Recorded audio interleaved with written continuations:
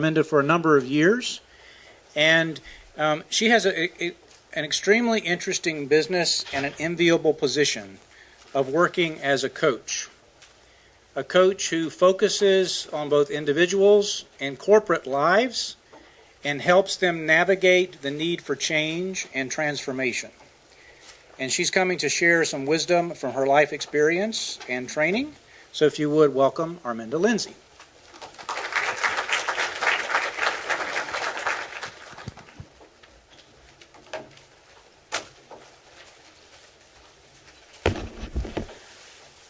Can everybody hear me if I stand around here instead of behind a podium? Does that work? Can you hear? Okay. All right, great. Thank you. Hey, hello. How is everyone? Oh, I need a prop.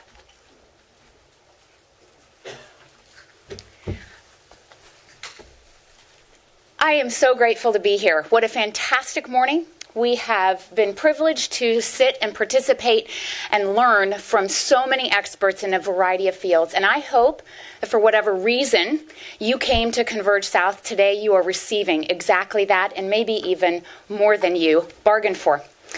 And there's more to come, right? This afternoon you've got more sessions, so there's even more to learn. I want to take a few minutes, rather than tell you more things that you can do, because we're getting a lot of that today. I just want to talk about ways that we can be. And if you're anything like me, there are times in my life, sometimes those times stretch for days or weeks, when I feel like I'm living inside of a snow globe. Right, where things are just kind of swirling and whirling around me. I don't know if I've come or if I've gone where I need to be next. Am I alone in that? We feel like that. Sometimes it can come from my personal life. It can come from extended family. It can be work-related. And then you add the global perspective on top of that, and sometimes it's just downright discouraging, and you feel like, man, I've accomplished something if I got out of bed this morning. That can feel heavy. And when I think about, well, where's happiness in the middle of all of that? Leading experts in the field of positive psychology have actually identified that the leading definition that the majority of people in this room and on this planet carry around for happiness is this: if I work hard enough, I will be successful.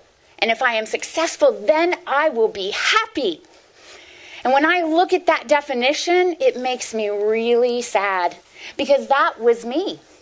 Many years ago, I was climbing the corporate ladder. I was putting 60 and 70-hour weeks into a position in the hopes and the expectation that I was going to make it, that I was going to be successful. And once I got successful, then there would be time for my daughter. Then there would be time for me, because then I would have that luxury of making decisions for myself. But right now, I'm answering to the man. And that's the way it works, right? Well, as soon as I figured out how miserable I actually was, how far removed from happiness I felt, I quit. I walked away from corporate America. And you might be thinking, well, that's nice for you, Arminda, because, it's not a luxury, it's not a privilege that's mine. But I'm not here to talk about where we work or what we do. I'm here to talk about how even in the midst of that swirl, we can be happy. Because if we take that definition and reverse it, that's where happiness happens. Because we have to put happiness at the front of the equation, not at the end. There are two outcomes that are absolutely positively going to happen if you hold on to that original definition. And here's what they are. The first is a lot of discouragement, because happiness is never actually going to come to you.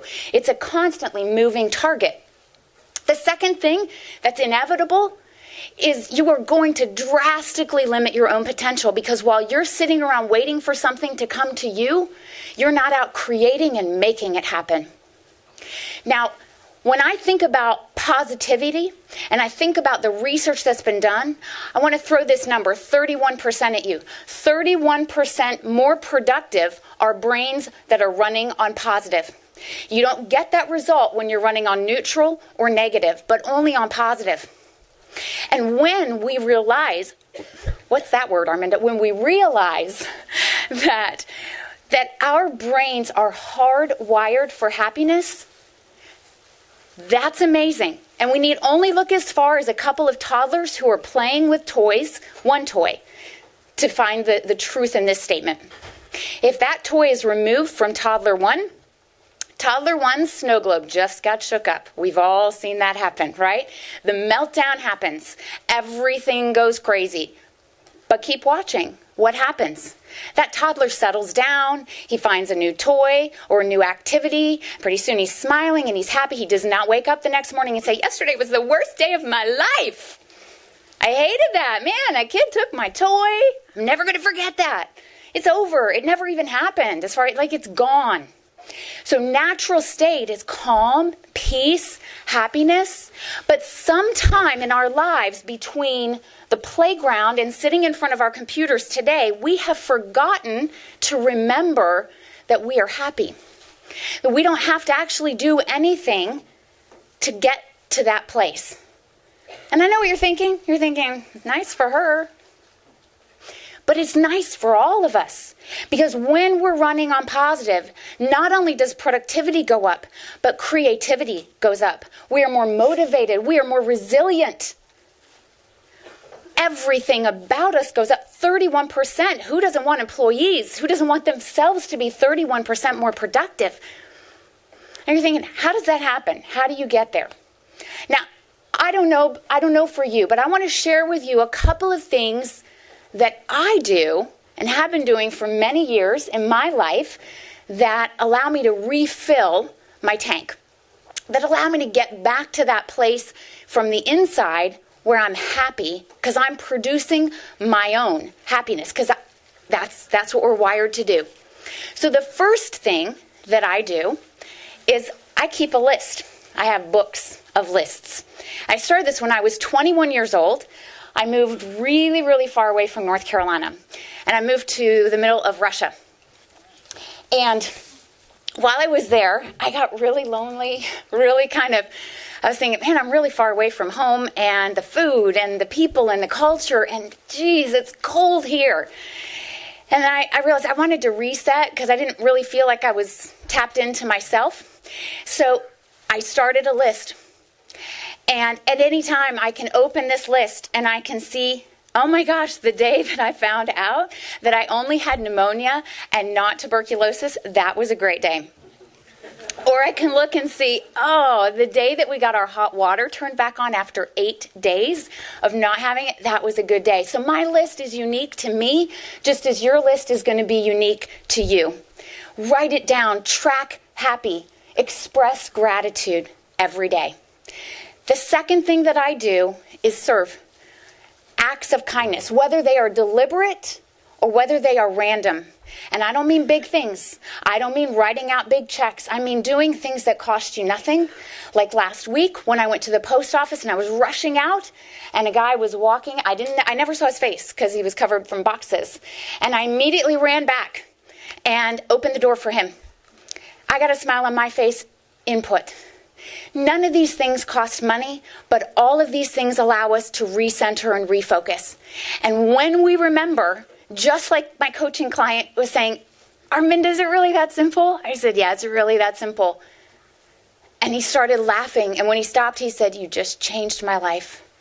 Recognize you can change your life. No matter what's happening in the snow globe called being human, remember you create it from the inside out, put happiness first, and success has to follow. It just does. Thank you.